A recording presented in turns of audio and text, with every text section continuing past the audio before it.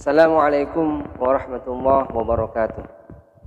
Innal hamdalillah nahmaduhu wa nasta'inuhu wa nastaghfiruhu wa natubu ilaih wa na'udzu billahi min shururi anfusina wa min sayyiati a'malina. May yahdihillahu fala mudhillalah wa may yudlilhu fala hadiyalah. Asyhadu an la ilaha illallah wahdahu la syarikalah wa asyhadu anna Muhammadan 'abduhu wa rasuluhu sallallahu alaihi wasallam la nabiyya ba'dah. Allahumma salli ala sayyidina Muhammadin al-fatih lima ughliqa wal khatim lima sabaq nasiril haqqi bil haqqi wal hadi ila siratikal mustaqim wa ala alihi haqqa qadrihi wa miqdaril azim. Amma ba'du.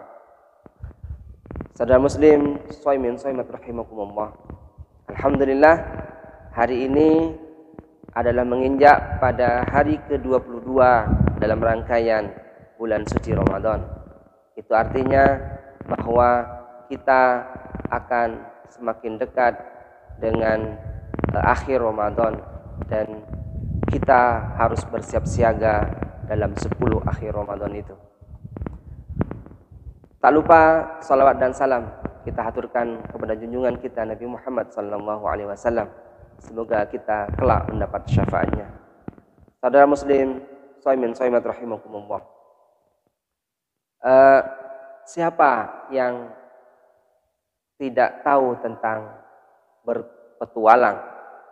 Atau pertanyaannya, siapa yang sering berpetualang di antara kita?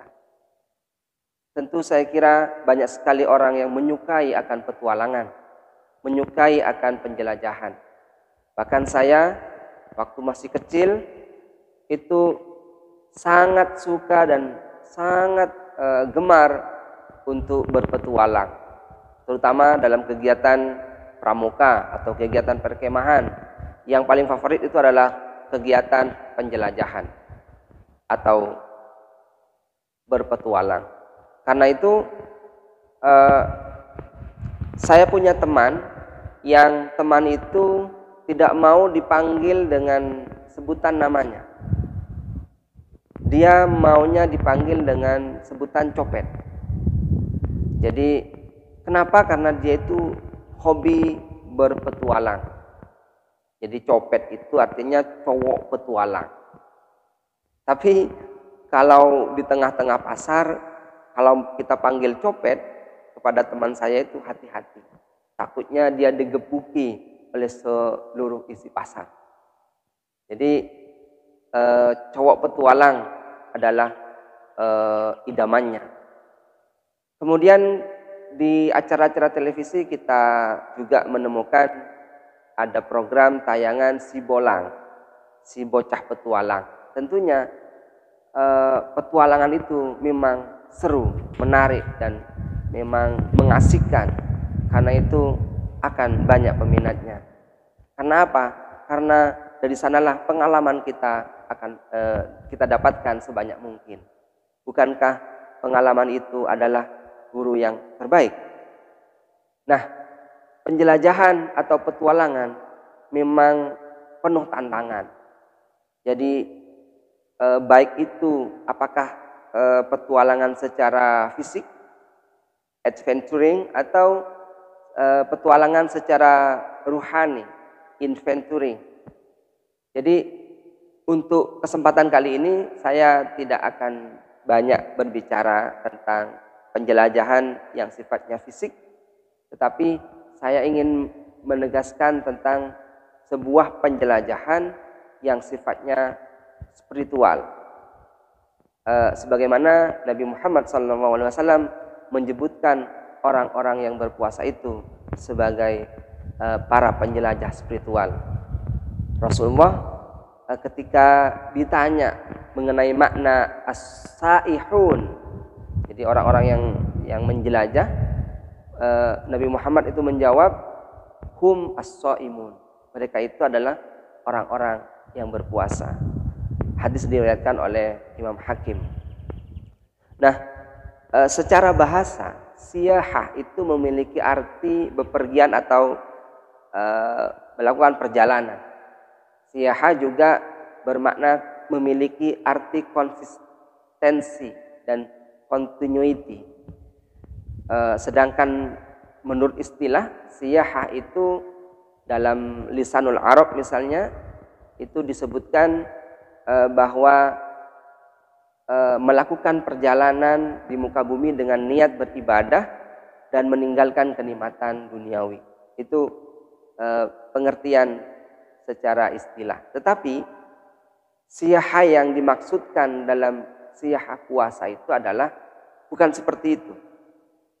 Jadi siyahah ini adalah merupakan tradisi sebelum datangnya Islam. Oleh karena itu Nabi melarang siyahah semacam itu dengan sabdanya la siyahata wala tabattula wala tarahhubah fil Islam. Jadi tidak ada siyahah, tidak ada selibat atau hidup membujang, dan tidak ada kerahiban dalam Islam. Hadis riwayat Abdul Razak. Jadi menurut Nabi, siyahah umat Islam itu adalah jihad fisabilillah. Dan siyahah ruhiyah itu adalah atau penjelajahan spiritual itu adalah puasa, sebagaimana yang dikatakan oleh Sayyidah Aisyah radhiyallahu anha bahwa siyahah umat Islam ini adalah puasa. Saudara muslim saimin rahimakumullah. Puasa adalah salah satu bentuk dari penjelajahan spiritual.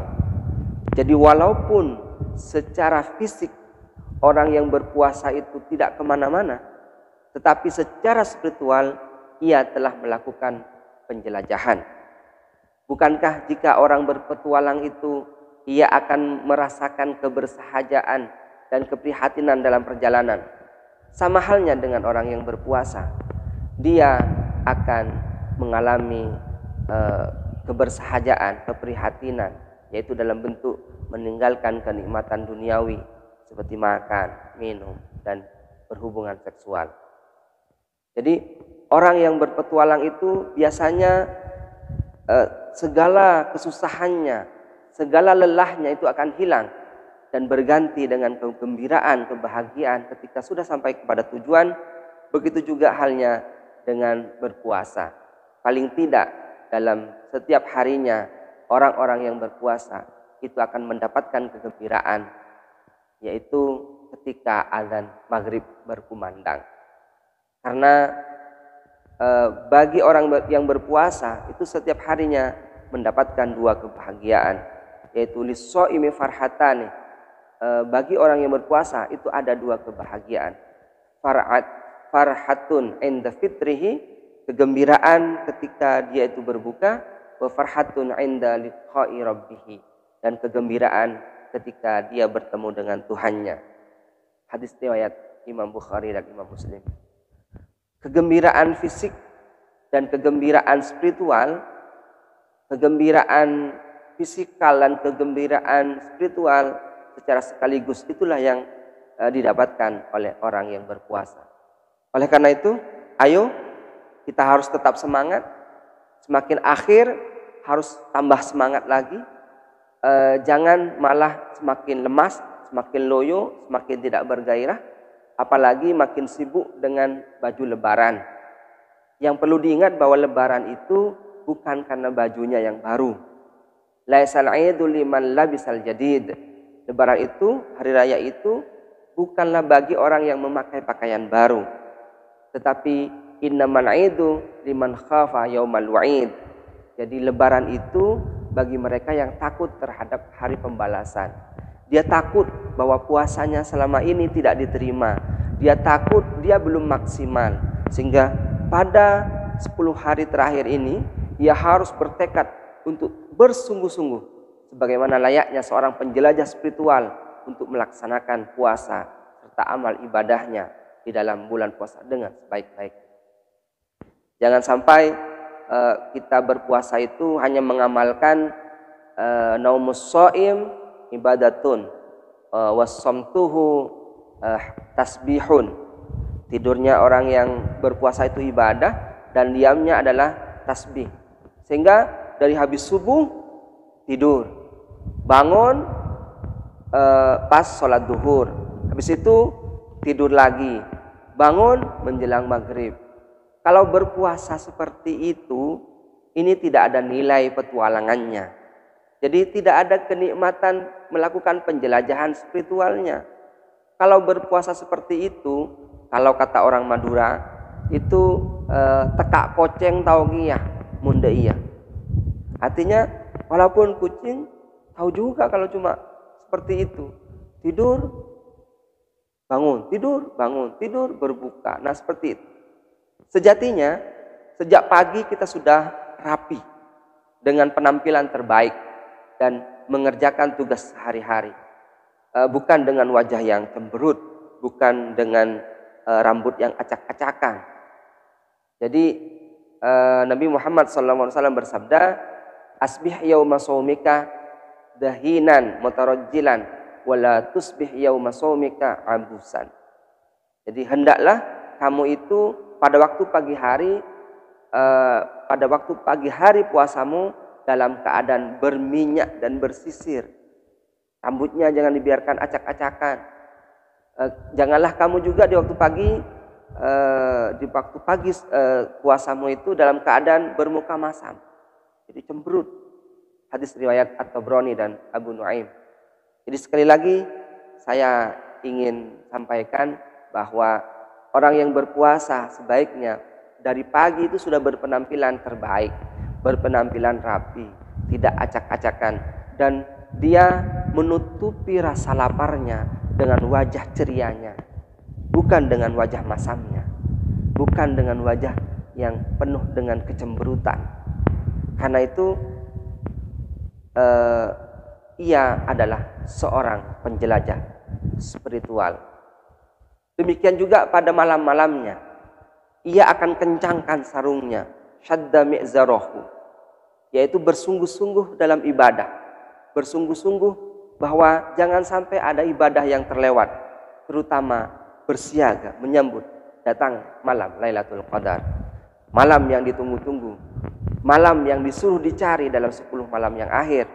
Oleh karena itu, ia adalah malam yang lebih mulia dari 1000 bulan. Malam Al-Qadar artinya malam yang sangat menentukan, di mana di dalamnya penuh dengan keberkahan dan penuh dengan kemuliaan. Saudara muslim, shaimin shaimat rahimakumullah, tetap rapi dan wangi dalam pagimu, tetap ceria sepanjang siangmu, tetap utuh pahala puasamu, dan dalam malam-malammu kencangkan sarungmu, wahai penjelajah spiritual. Hadanallahu wa iyyakum ajma'in. Subhanakallahumma wa bihamdika asyhadu an la ilaha illa anta astaghfiruka wa atubu ilaik. Wa akhiru da'wana alhamdulillahi rabbil alamin. Assalamualaikum warahmatullahi wabarakatuh.